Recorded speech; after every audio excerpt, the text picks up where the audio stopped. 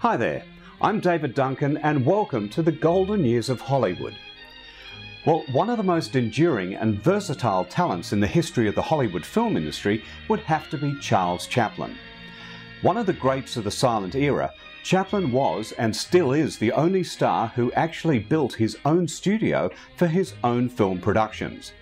His most famous character, the Little Tramp, appeared in dozens of shorts from 1914 onwards, but it was the classic 1931 silent film City Lights that featured his most endearing and remembered performance.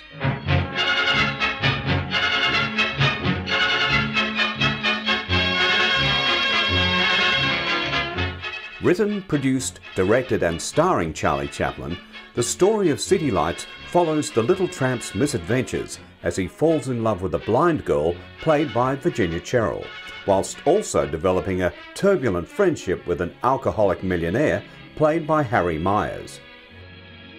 Filmed between December 1928 and September 1930 and costing in excess of $1.5 million, it ultimately made more than $4 million in worldwide rentals and secured critical praise, becoming not only the highest accomplishment in Chaplin's career, but also being named one of the greatest films of Hollywood's golden era.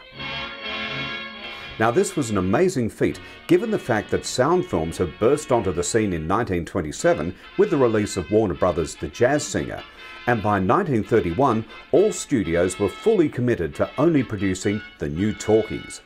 Chaplin, however, felt there was still a market for silent films if they were made correctly.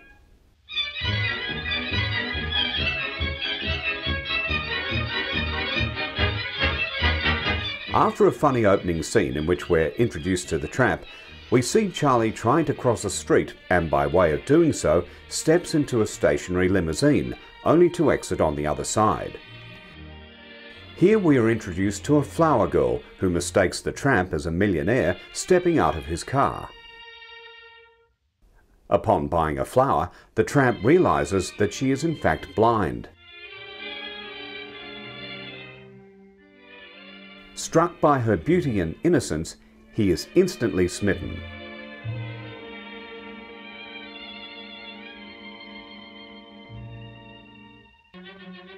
Later that evening, he happens to save a drunken millionaire from committing suicide. Now this leads to the two of them heading out for a night on the town with very funny results.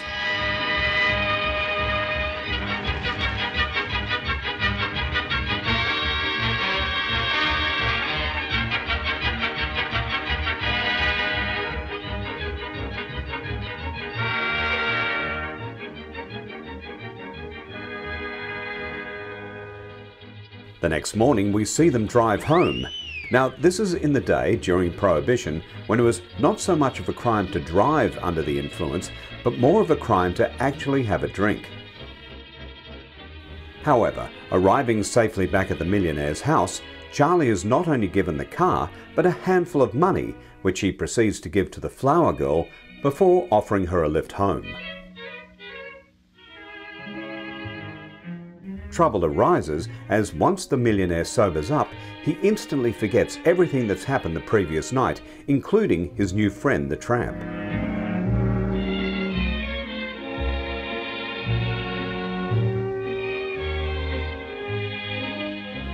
In the meantime, romance blossoms between Charlie and the flower girl as he tries to play the part of a wealthy man. She asks him to read a letter to her that happens to be a final notice of rent, which has to be paid immediately, otherwise she'll be evicted. Charlie bravely states that he will look after it, and as a quick way to raise the funds, enters into a prize fight which leads to a memorable scene.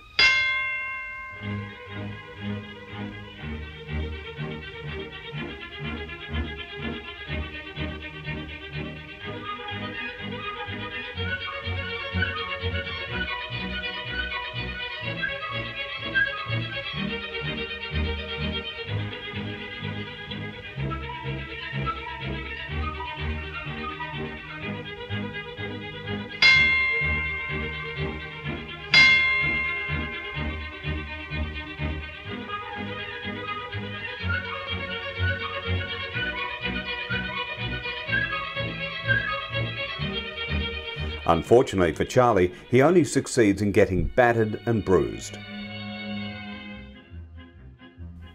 Now, while wandering the streets once again, he bumps into the drunken millionaire, and it's in this inebriated state that he suddenly remembers his little tramp friend.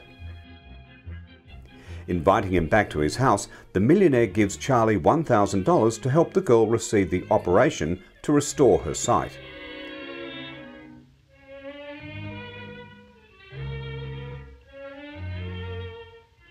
It's at this moment thieves break into the house and knock the millionaire unconscious, and when the police arrive, Charlie is arrested on suspicion of being one of the thieves. He's able to escape with the money and gives it to the flower girl to pay for her rent and the operation. However, shortly after, Charlie is arrested and sent to prison.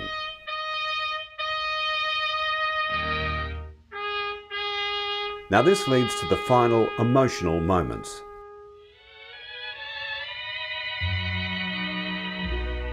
Months later, and released from prison, the tramp wanders the streets and walks past a flower shop where we see that the girl has regained her sight. She laughs at the sight of the tramp until a touch of his hand reveals the truth.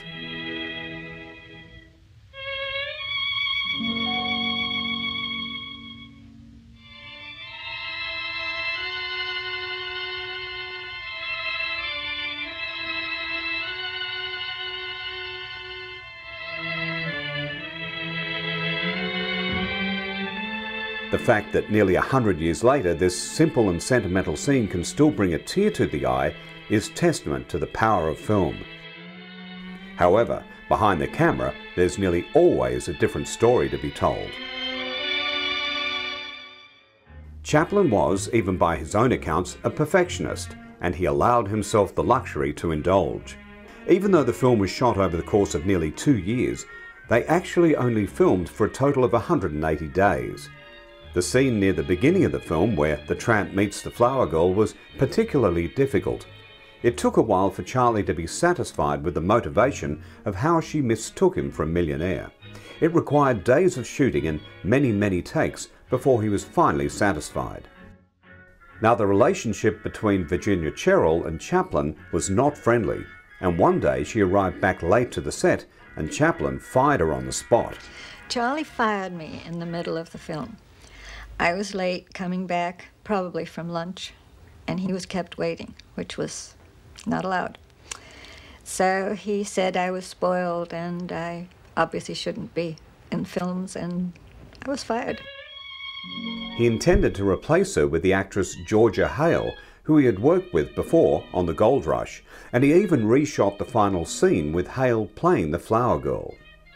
In the end, however, he decided he'd already spent far too much time and money on the project, so Virginia Cherrill offered to return to complete the film, but only at double her original salary. Stuck in a corner, Chaplin relented. So I said to Charlie, I can't come back and work, because I no longer have a contract with you. And he said, what do you mean? What do you mean? I said, I signed it before I was of age. He said, that's nonsense, absolute nonsense. So I said, no, it isn't. I was 21 last week. And ask your lawyer if it's not so. And he hung up. He called back later and said, I think you'd better come down and we'll talk about it. So Marion said, now you've got him. And I went back and I got double the amount. So I had the large sum of $150 a week from then on to the rest of the film. Upon release, the film was a huge financial success, which proved Chaplin's point that silent films, if made correctly, were not dead. Well, at least not yet. He would go on to make one more silent film, the classic Modern Times, released 5 years later in 1936. It would then be nearly 75 years before another major silent movie would be released to such critical and financial heights, with the Academy Award-winning film The Artist in 2011. Well, as the saying goes, a picture is worth 1,000 words, and this is definitely the case for City Lights. Charlie Chaplin indeed proved that there was a market for silent films if made correctly, and that these films would transcend borders and languages and would stand the test of time to be enjoyed by generations of film lovers. Chaplin was quoted as saying that this was the favourite of all of his films, and it is regularly voted in the list of the best films of all time. I'm David Duncan. Join me again next time when we have a look at another classic from the golden years of Hollywood.